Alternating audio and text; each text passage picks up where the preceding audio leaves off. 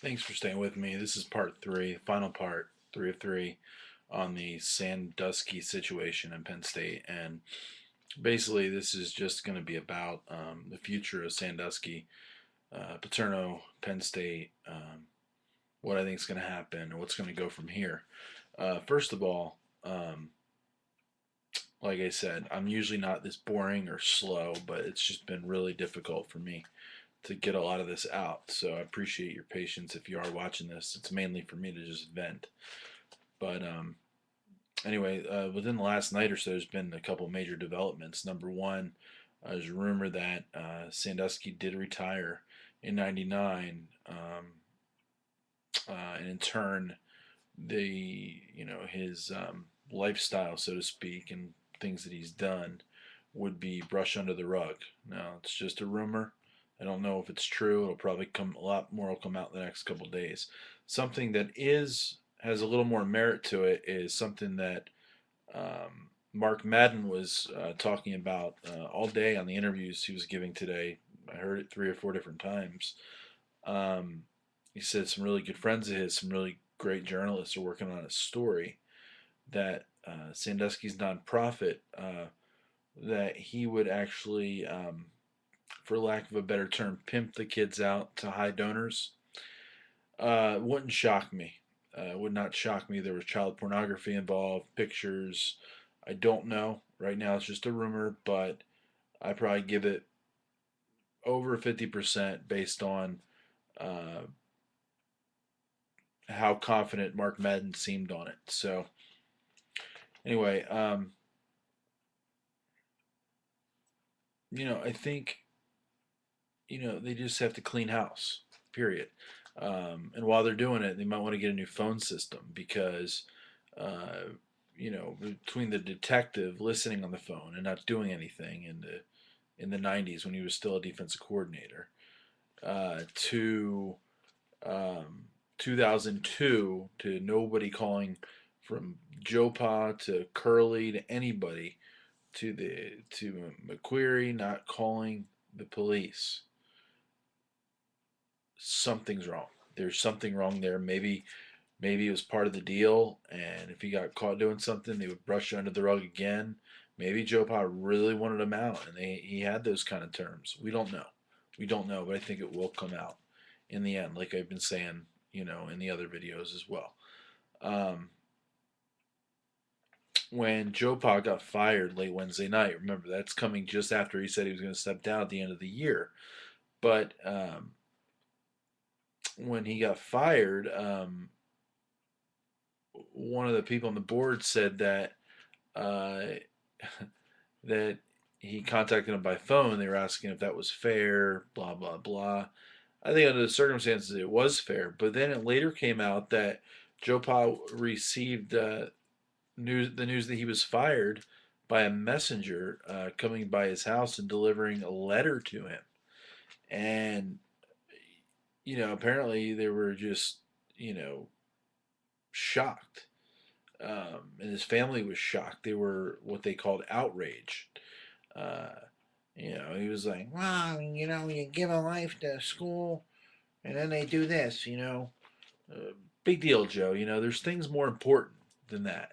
When he made the announcement he was going to step down at the end of the year, he said, we gotta pray a little for the victim, a little, or it's part of the, like part of the situation. We gotta pray for him. No, it's all about the victims, Joe. That's why you got fired. You're still not getting it. You're still not getting it. But now maybe you understand where they're coming from. They have to clean house.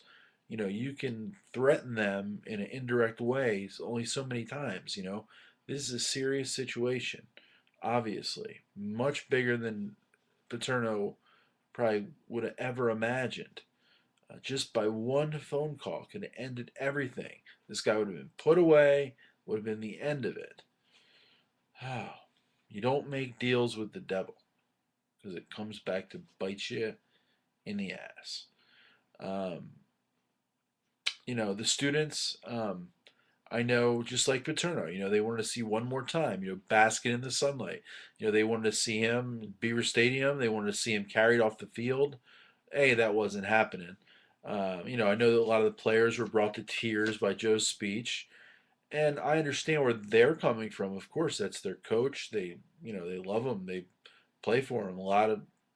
Most of the people that are there, the reason why they came to Penn State was to play for Joe Paterno and great Division I school with the reputation that they have. But it's too bad. He doesn't deserve it. Students, you have to understand this. I know emotion, you want to see it. And if I was going to that school deep down somewhere, I would as well. I'd want to see one last time because you don't like things, nobody likes things pulled away from them.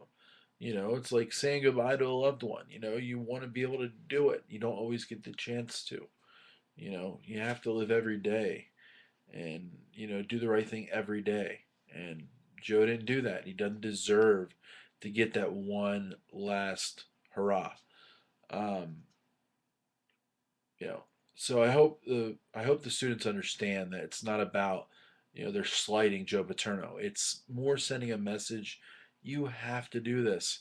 They're also protecting themselves. The university is. If they look insensitive to all this, I mean, they're already going to get sued civilly after all the criminal stuff is out of the way. I mean, it looks better if they did what they did right now, even though they kind of buried it before. At least now they can say, the board could say we didn't know. As soon as we found out, we took action. All the other deals and this and that and all the allegation, none of that came to us. That was all between them. The president, Schultz, McQuarrie, Curley, and Joe Pa. That's how they're probably going to spin it. Um, you know, how can people even think about football right now? I think the game should be canceled personally. Um, yeah, I really do. Joe doesn't deserve that. And how can anybody think about football? I can't get it. And I like sports as a distraction from life. But when you put continually, like Joe did, put the health of the program in place of the health of the children, um, the game should just be canceled. Period. Uh, you know, Game over. No pun intended. Joe, 84 years old. You need to reflect. You gotta pray, not a little, like you said. All of our thoughts, not some of them. All of them need to be with the victims, and we need to reflect on this. And it's a horrible thing. I keep saying that, but it's can't put it into words. I'm usually good at articulating things. Can't articulate this. Um, Joe said he was shocked at the grand jury report, 23-page report. How is that possible? I mean, I just don't see how that's possible. And this is where he needs to be careful because this is where he may be perjuring himself. If they find out that there was a deal made, or that, how can he be shocked? Honestly, um, I don't know. But it's just football is supposed to be a distraction from life. Okay. Uh, Joe's all, he's shocked. Huh? Uh, Jerry did what? What did Jerry do? Huh? Oh, I didn't know what Jerry did. I don't know. I think we should maybe pray for some of the victims. Enough, man. Have fun. Have a good retirement. Enjoy your family. With the time you have left on this earth. Um, Joe, you don't deserve your mind uh, to be take for your mind for your focus to be taken off of the victims for a game. Like I said, sports is a distraction from life. For you, it's your career. It was your career, but for the rest of us, it's a distraction. We want to remember. We want to know what's going on right now, so this never happens again, ever. Sports or anywhere. This could be a major learning experience. Um, the victims, you think they want to get their mind off that? I can tell you firsthand that the horrible acts of evil, firsthand, you try to get these images out of your head. You never do. Not 100%. You can block them, but you never 100% get them out of your head. Um, they're just acts of evil. Um, and victims tend to see it over and over again. Um, Penn State, the process they need to follow now is cleaning house. They need to get back to basics, um, where the university comes first and where no man is above the university. Too much power in that situation equals unchecked power. We've seen it in Germany. I mean, didn't work too well there, did it?